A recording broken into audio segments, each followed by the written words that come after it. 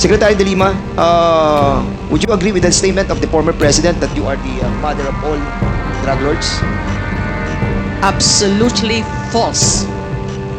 That is a fictitious, bogus allegation against me. And then they filed cases against me.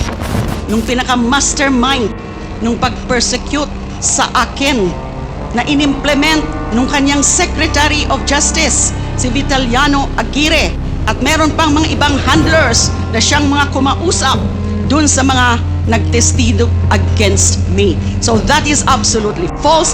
That is a slanderous accusation against me.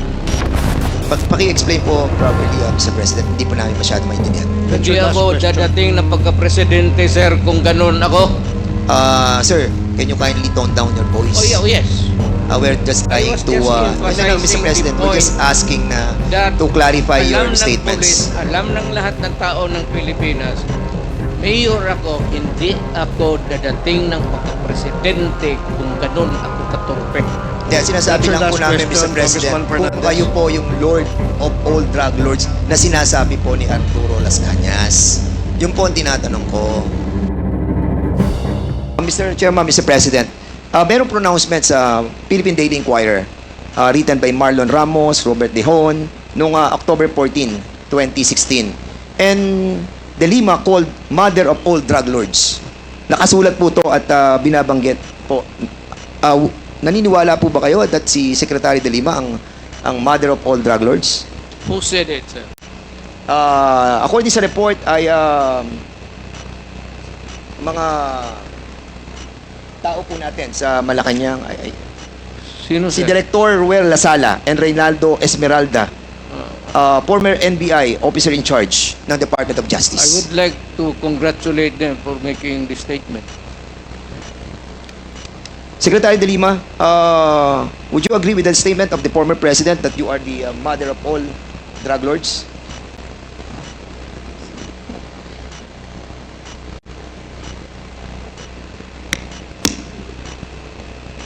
Absolutely false. That is a fictitious, bogus allegation against me. And then they filed cases against me. Kinasuhan po ako nila ng mga kaso tungkol sa droga, initially consummated illegal drug trading, inamend nila into conspiracy to commit illegal trading. 30 kaso yung sinampa sa akin. Absuelto na po ako dun sa 3 dahil wala po akong kinalaman sa illegal drugs. Kasama lang ho yan sa naging propaganda nila. Kasama lang ho yan dun sa mga para meron silang isang figure, a prominent figure, at si Senador De Lima ho yun noong 2016, na doon ang magiging atensyon ng bansa, atensyon ng mundo, na itong babaeng ito ay the mother of all drug lords, the beloved drug trade queen. Ano pong nangyari dun sa mga nag-oposa sa akin, yung mga beloved convicts, mga nung una, yun ang mga sabi nila, kung ano-ano mga sinabi nila, na nag-raise funds ako. Pero kinalaunan, binabawi ho nila yung kanilang mga akusasyon against me. I was cleared of all 3 drug cases. I underwent the whole process. Dumaan po ako sa buong proseso kahit mahirap, masakit para sa akin. Kinulong ako ng almost 7 years na hindi na po nila yan mababalikan dahil sa pagkagalit nung pinaka-mastermind nung pag-persecute sa akin na inimplement nung kanyang Secretary of Justice, si Vitaliano Aguirre, at meron pang mga ibang handlers na siyang mga kumausap dun sa mga nagtestigo against me. So that is absolutely false. That is a slanderous accusation against me. Thank you po. Mr. Chairman, Mr. President, meron po ako nabasa na news observer noong 2017. At ito po news article tungkol kay Las Cañas, who claims he was a former DDS leader and personally killed about 200 people. Sinabi niya po sa Senado the squad was formed under the guise of an anti-crime unit within the Davao Police. He says, given the task of the team was, he says, given the task of eliminating hardened criminals and later political opponents and journalists critical of Duterte's rule. He alleged regularly took direct orders from sa inyo po about who to kill and how to dispose of the bodies. Las Cañas claims those shocking words, throw them in the ocean or in the quarry, bury them, make sure there are no traces of the bodies, were spoken by Duterte at one of the dozens of alleged meetings with the DDS. The police hit squad was paid based on the value of the targets, he says. So, Mr. President, ang tanong ko po, totoo po ba ang sinasabi ni Las Cañas? Gano'n nyo po ba katagal nakakilala ang taong ito? Storyteller yan, sir. Si Raulo. Pero matagal nyo na po siyang kilala. Pero, police, pero later on, maybe because sa karaming pinatay niya, hinabol siya ng mga kalag. What's kalag in Espiritu. ang espiritu ng pinatay niya. Medyo bungog ngayon. May 3 dekada nga po ba siya na nagsilbi sa inyo?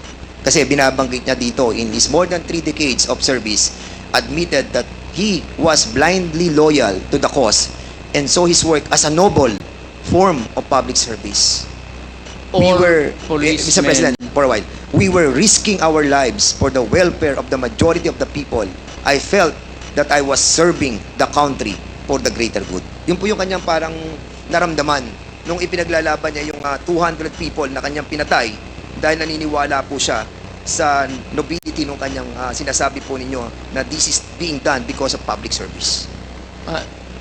I am now Yes, sir. may hero complex yung buang na yan. Sino man maniwala ka na istorya na gano'n? Meron pa po siya sasabi, Mr. President. Ito, last na po to, na sinasabi niya. He tells one particular incident. No? Medyo worrisome po ako talaga dito because meron po kayong binabagyat against this. That has given him nightmares for years. In 1996, Las Cañas and his team were ordered to kill an alleged criminal, his pregnant wife, and his 4-year-old son, who were all in the same vehicle at the same time. I attempted to rescue the 4-year-old boy. Las Cañas claim. But according to our team leader, since the boy had seen our faces, he could recognize us in years from now and identify us. It was on the personal order of Duterte, he claims, that they disposed of the family. Mayor Rudy approved the recommendation of our task force commander in front of us to erase, meaning to kill everyone. That was his specific order, that he okay with it, provided it would be clean. Sir, medyo matas-taas ito lang ano ko, sir. When I was a fiscal, kukunti lang yung sweldo, and I got married,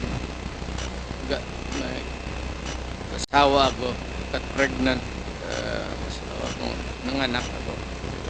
So, short yung income ko. Nagturo ako to augment my income sa Police Academy sa Davao City for about almost 7 years while I was a prosecutor. Wala akong tinuro na ganun sa kanila.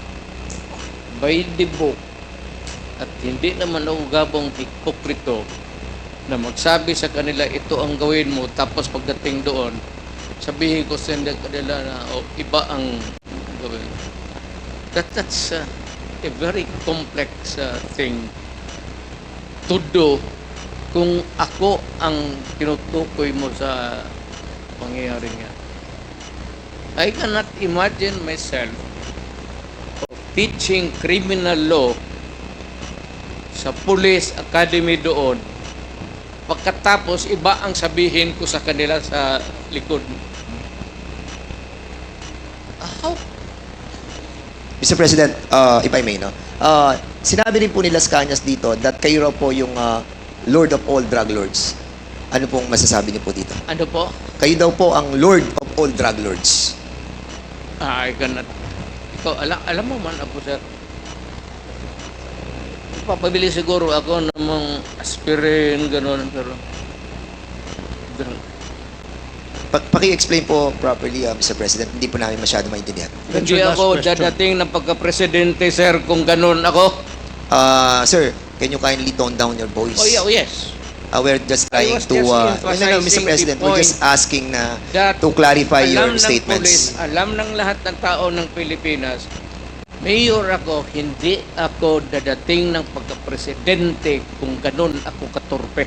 Hindi, sinasabi That's your lang po last namin, Mr. question, President, Congressman kung Fernandez. kayo po yung Lord of all drug lords na sinasabi po ni Arturo Las Cañas. Yung po ang tinatanong ko.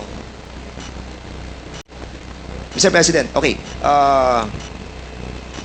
Lastly, Mr. President.